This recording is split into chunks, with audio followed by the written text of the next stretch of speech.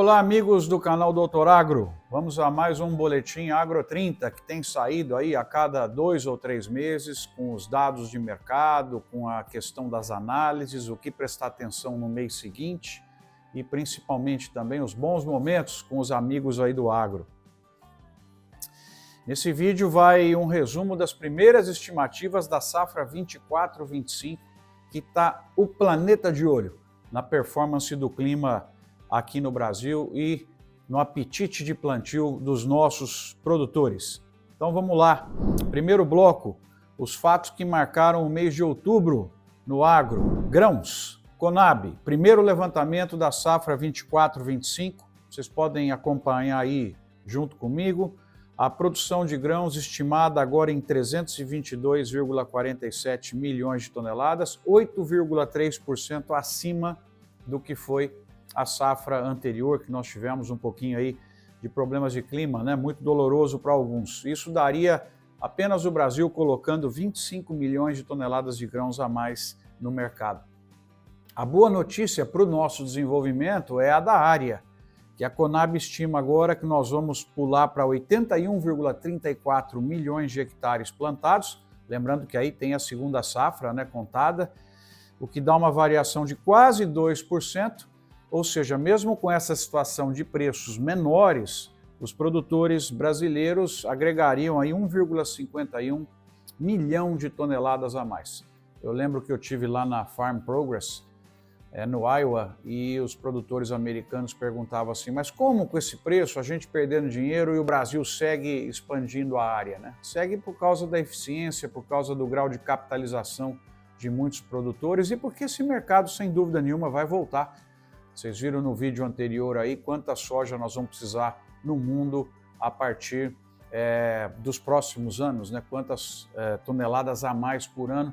Quem não assistiu, no final a gente vai colocar o link aí para vocês caírem no vídeo da semana passada, que dá os próximos 10 anos aí da soja. Bom, por falar em soja, para quanto iria a produção de acordo com a Conab? Ela pularia 12,7%, chegando a 166 milhões de toneladas de grãos, o que daria só de soja 18,7 milhões a mais o Brasil produzindo. E a área da soja aumentaria 2,8%, 1,3 milhão de novos hectares, totalizando 47,33. A produção do milho está um pouco mais conservadora, ela cresceria apenas 3,5%. O Brasil colocaria nessa safra sendo plantada agora 4 milhões de toneladas a mais, chegaria perto das 120 milhões de toneladas, até porque no milho nós estamos um pouco mais preocupados do que na soja, em virtude da segunda safra. O que é que vai acontecer aí? No algodão, nós estaríamos com uma excelente produção de 3,66 milhões de toneladas, praticamente igual à produção da safra 23-24, e a área cresceria 56 mil hectares, chegando em 2 milhões de hectares. Bom, vamos lá. Ainda sobre o Brasil, antes de pular para a questão mundial. Como é que está o progresso do plantio? Atualizado agora, dia 28 de outubro, 28, 29 de outubro, na soja que a gente vinha vindo atrasado, mas já refletindo uma grande capacidade operacional que o Brasil agregou nos últimos anos, o plantio chegou já a 37% e na safra passada ele estava em 40%. Só que na semana anterior nós estávamos 10 pontos atrasados, nós já estamos encostando e o clima está permitindo isso agora. E o milho está idêntico, 37% da safra de milho do Brasil plantada agora nessa semana. Partindo aqui para os dados do Departamento de Agricultura dos Estados Unidos, começando a nossa análise com o milho, deixa eu acertar aqui a minha colinha para passar para vocês, né? O que eles estão prevendo aí para o milho. A produção mundial iria para 1,17 bilhão de toneladas, diminuiu 0,7% em relação à expectativa do USDA de setembro de 2024. Lembrando que essa expectativa do USDA é a safra que eles escolheram e aqui o Brasil e o Hemisfério Sul está plantando, tá? Então nós teríamos aí Estados Unidos praticamente igual, 386 milhões de toneladas, o Brasil praticamente aí com 127 milhões de toneladas. Vejam que a estimativa do USDA é 7 milhões acima da brasileira, tá? E os estoques ficariam aí ao redor de 306 milhões de toneladas. No caso da soja, aí sim, o milho está empatadinho, né? Está meio equilibrado. No caso da soja, é aumento na produção. Então a produção global cresceria 8,7%, ficaria ao redor de 429 milhões de toneladas. O USDA coloca para o Brasil 169 milhões de toneladas. Os Estados Unidos, que está praticamente concluído, 125, e os estoques ficariam aí ao redor de 135. Então, para soja mundial, nós teríamos ao final desta safra sendo plantada no Brasil, na Argentina, tal 20% a mais de estoques em relação ao que nós tivemos na safra 23-24, por isso que está pressionando os preços da soja, estão abaixo de 10 dólares por bushel já há algum tempo. Um ponto que a gente já pode tirar da nossa preocupação, tirar do nosso radar, é justamente a colheita nos Estados Unidos, porque na soja, na média das últimas 5 safras, olha que impressionante que está essa safra americana. Eles tinham, sabe quanto? 78%, e agora está com quase 90% da soja colhida. No caso do milho era 64% e agora está 81%. No caso de algodão era 46% e agora veio para 52%. Portanto, colheita indo bem nos Estados Unidos, muito bem. E a gente já pode praticamente agora no mês de novembro tirar esse ponto aí da nossa preocupação, né? Em relação então aos preços do agro, a soja R$ 143,00 em Paranaguá, 1% acima do mês passado. O milho é que teve uma boa reação nos últimos 30 dias, de quase 12%, devido principalmente a esse risco da segunda safra brasileira em virtude dos atrasos do plantio da primeira safra. R$ 72,00 a saca, a B3.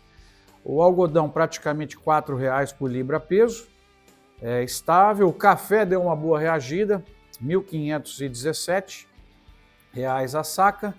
E quem decolou, que aliás brifamos aqui, né? Vocês que acompanham, a gente não estava entendendo direito o comportamento da arroba do boi, porque a demanda tanto no Brasil quanto de exportações está incrível, né? E passamos por um momento em grande abate de fêmeas e consumo de oferta. Em algum momento essa equação ia aparecer e nós estamos vendo a arroba já aí acima de R$ 310,00, representando um pouco de oxigênio para os nossos pecuaristas, né? A expectativa é que a gente tenha uma produtividade de soja 10% maior, aproximadamente 3.500 quilos aí por hectare, 58,5 sacas, e por isso que está dando também um volume grande, ou seja, cresceu a área, cresceu a produtividade.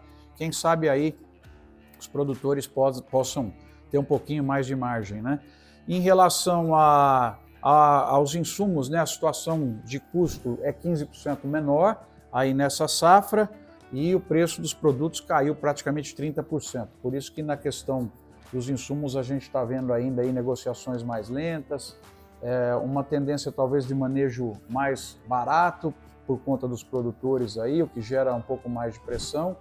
E esse é o ponto aí, mas está vindo bem, né? As empresas de insumos estão lidando com margens menores, provavelmente a questão dos estoques tóxicos que ficaram aí por causa de toda aquela bagunça, né, que nós tivemos de Covid, problema de Ucrânia, frete mundial, problema de China, fechamento de portos, isso aí já se estabilizou. Então o que a gente tem aí pela frente é, na torcida de não ter grandes eventos, uma situação que é mais possível de planejar. Então esse é o ponto aí. Agora, realmente margens menores, problemas com um pouco de inadimplência, um pouco aí também de riscos de recuperações judiciais, que são péssimas para o agronegócio, mas lembrando que o tapete produtivo é muito maior, portanto nós temos muito mais hectares para vender aí os produtos, né? Então esses eram os pontos que eu queria comentar aqui com os senhores da minha outra cola.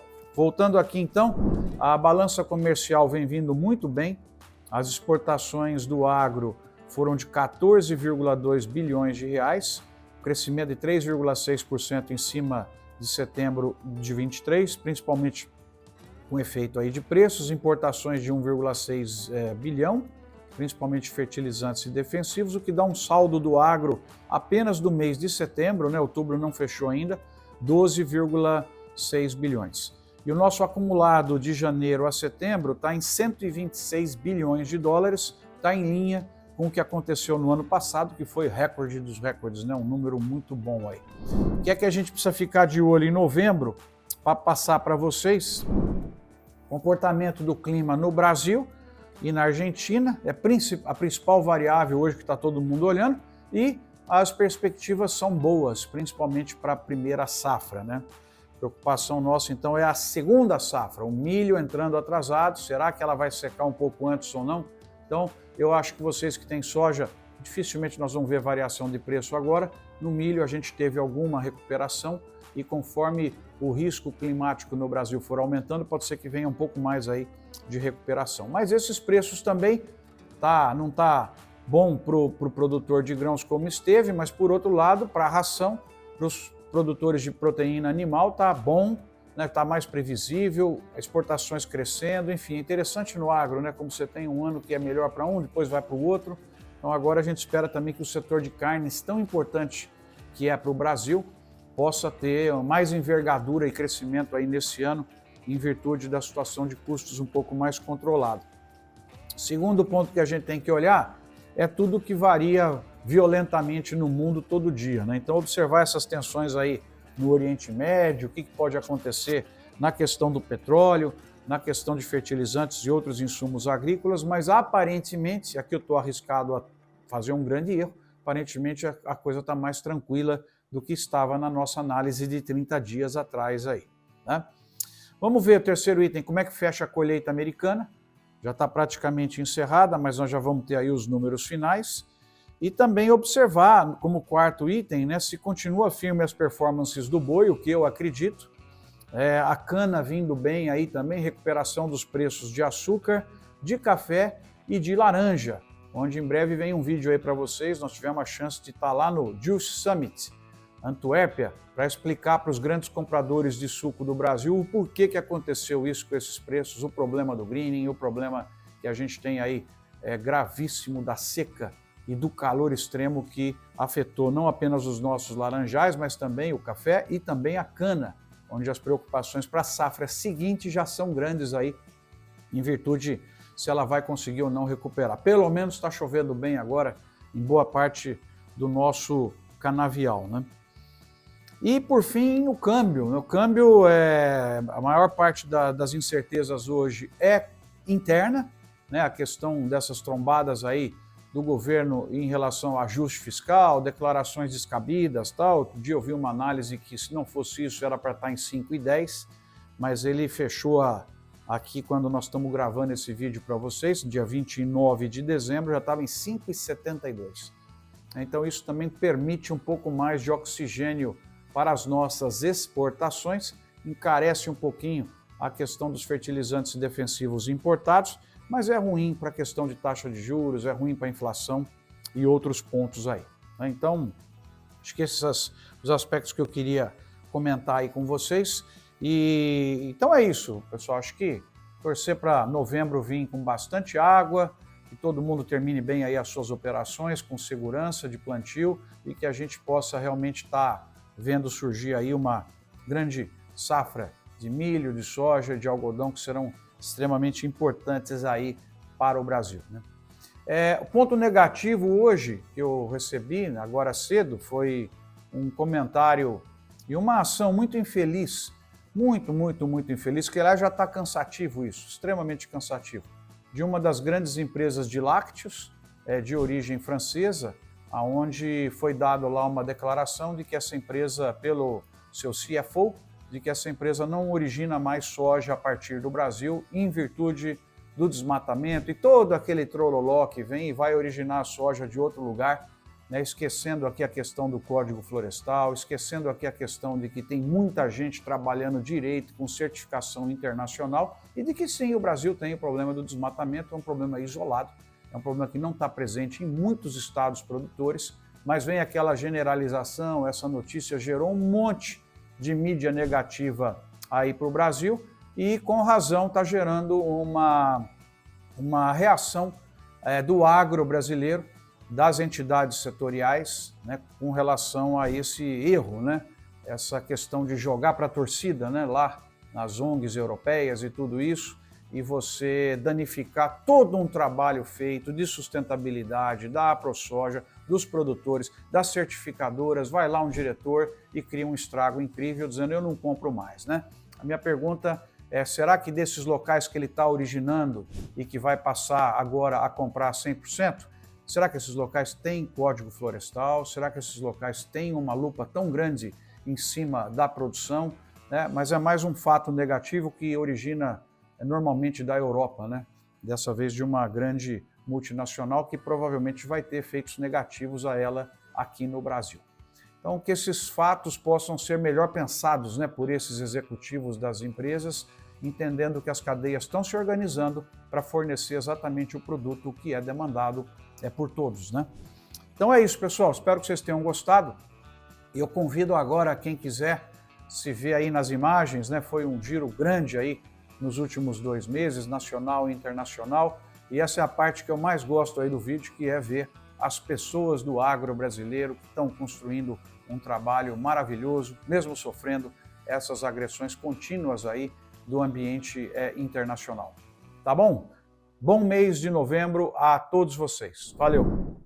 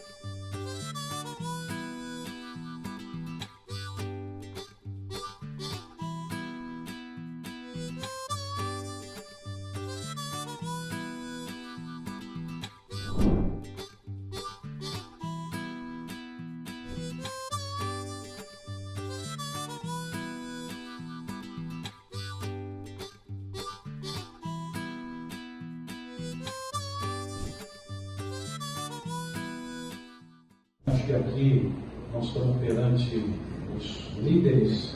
Primeiro que é o setor líder da transição energética mundial, né? E vocês são as pessoas que mantêm o setor de pé com talentos humanos, né? Então, acho que a importância de estar aqui nessa manhã é mundial. não é só brasileira, né? Porque qual é o melhor programa que o mundo tem hoje de descarbonização? É ainda a nossa velha cana, né? E onde que é o melhor lugar que faz? É no Brasil.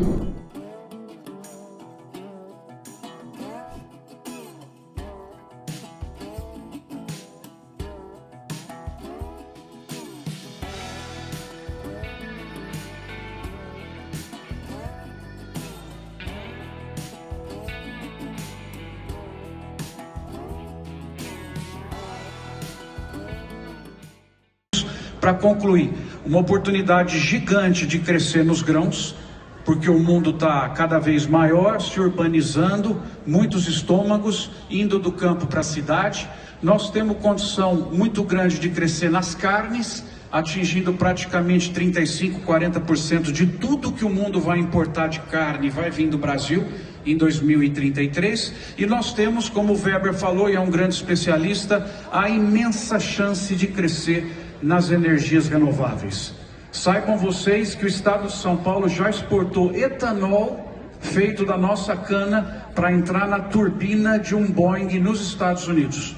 Então nós temos hoje o grande crescimento nos automóveis, nós temos o crescimento do diesel renovável para caminhões, feito a partir de soja, para motores de navios, e agora o combustível renovável de aviação. Portanto, clientes do agro, além de vocês todos, passam a ser os motores dos navios, as turbinas dos aviões, os motores dos carros e outras questões importantes também de biogás, biometano e energias renováveis que o Brasil tem vindo tão bem.